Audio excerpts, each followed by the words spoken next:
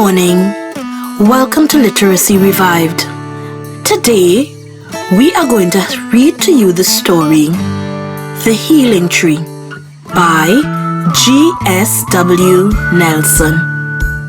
In a faraway land stood an enormous tree at the bank of the river.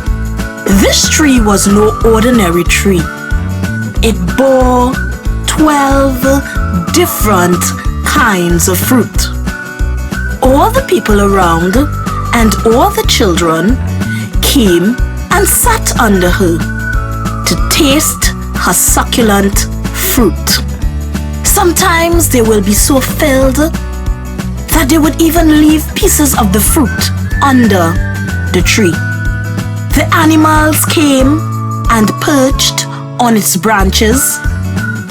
The children sat under her broad, shady tree and ate and relaxed and chatted and read and did all the fun things they wanted to do. As the year passed, the tree was no longer bearing the fruits that she was bearing. The children felt sad, even the adults, because this tree brought healing to the whole town. They devised a plan. The plan was that they would ensure that the tree is taken care of. Instead of just plucking her fruit and just gobbling it down, they decided they were going to prune her branches, give her water, add special nutrients to the soil all around her. They were even going to give her a rest from swinging on her branches and breaking her branches. One day, they decided that they were going to form a committee to do this task. It was an important task to the villagers. They realized that as much as they were taking from the healing tree, they also needed to give back to the healing tree to ensure that it was preserved. After they organized the committee, they were very pleased. The villagers took turns in ensuring that the tree was well taken care of. As the years passed by, even though the other trees around were being cut down and treated badly, and you can only see their stumps, the giving healing tree began to flourish. The more they took care of the giving healing tree, the more the healing tree grew and blossomed. Not only was the children and the villagers all pleased, but the tree was very happy. The children could swing on her branches and sit and enjoy the shade of her branches. The old people, the mature people, would sit under her and tell stories of their lives long ago. They kept the tradition of the neighborhood alive by sharing stories with the children that encouraged them to take care of the healing tree. They told the story of Mr. Pond, who was very sick, and he partook of this healing tree, and how through prayer and dedication and support, he regained his health, he regained his strength. The children grew to appreciate the healing tree. No longer did they cut off her branches to play games with their friends.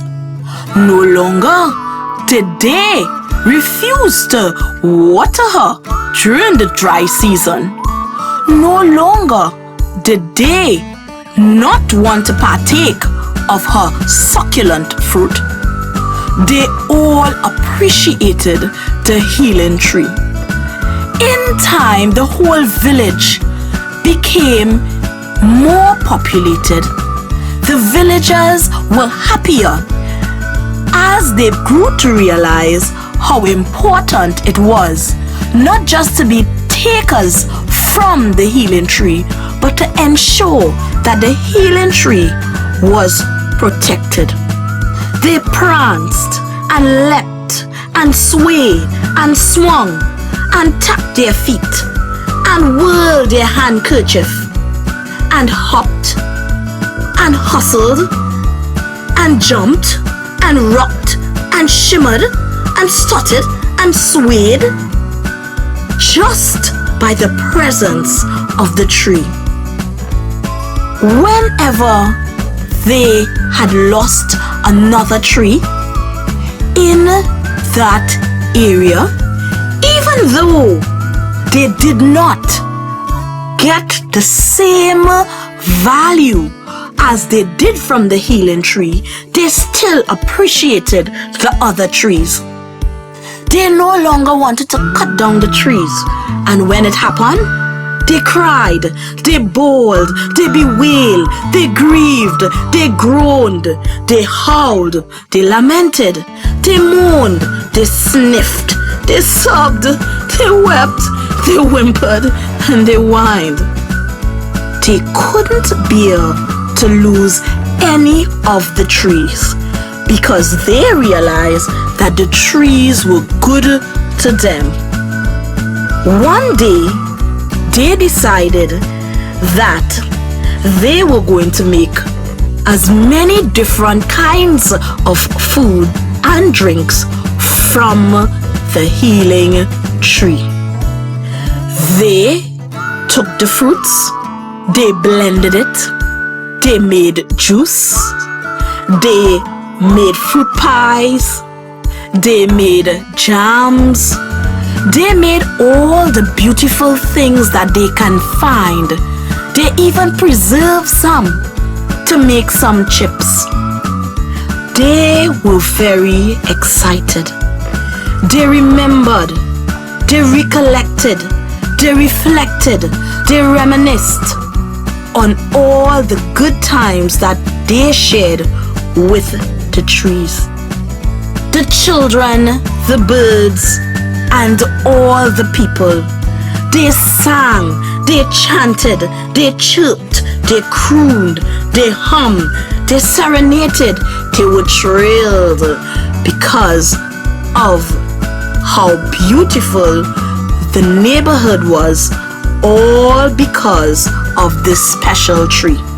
They laughed, they cackled, they chuckled, they giggled, they roared, they snickered, they sniggered, they snorted.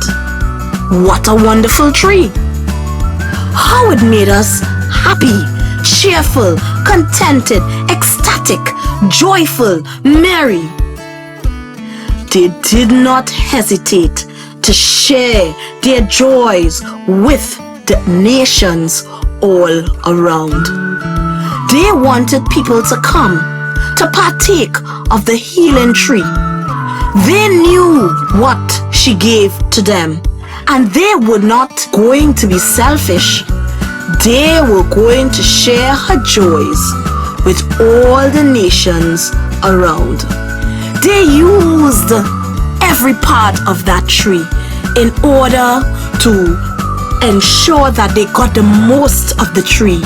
They used her leaves and they drew patterns. They made artwork. They used every single part of her. The tree felt appreciated. She was not prideful, arrogant, boastful, conceited, egotistical, haughty, narcissistic, pompous, smug, or vain because of the love she realized that they all had for her. Neither did the tree become uncaring, apathetic, callous, cold, indifferent, unsympathetic, who dared to abuse her branches. She didn't begrudge and was bitter and become embittered and merciless and resentful.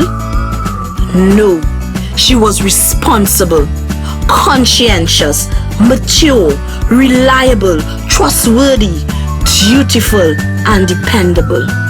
She was determined to ensure the purpose the Master created her for was not disappointing.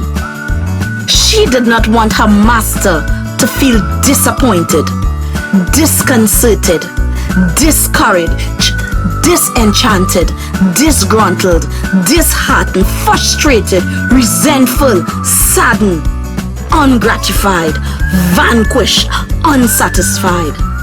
Neither did she want her Master, who had taken time to create her, to become angry, boiling, cross, enraged, fuming, wrathful, vexed, riled, raging, rabid, provoked, outraged, irate, maddened, infuriated, inflamed, indignant, incensed, heated, furious.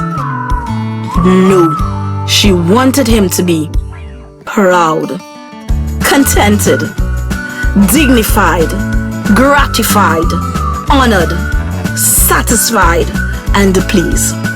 And so she did her best to ensure that everyone who partook of her was happy, blessed, cheerful, joyful, jolly, gratified, gleeful, ecstatic, convivial, contented, content, chirpy. The people were pleased.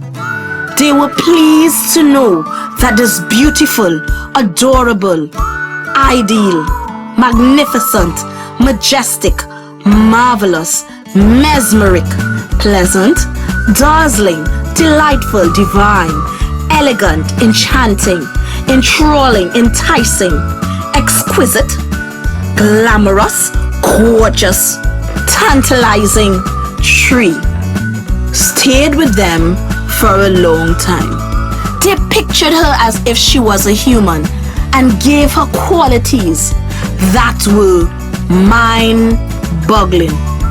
All the people who came found her to be such an interesting landmark in the town. They were so interested in what she had to offer. The fact that her whole branches were so well, firm and erect, that they just sat in admiration. All the villagers made sure that they supported each other in making sure that the thing that they valued, the healing tree, stayed alive and healthy and strong. When they wanted to get their sleep, or they wanted a cat nap, or they wanted to retire and snooze and hibernate, they just make sure that she was there.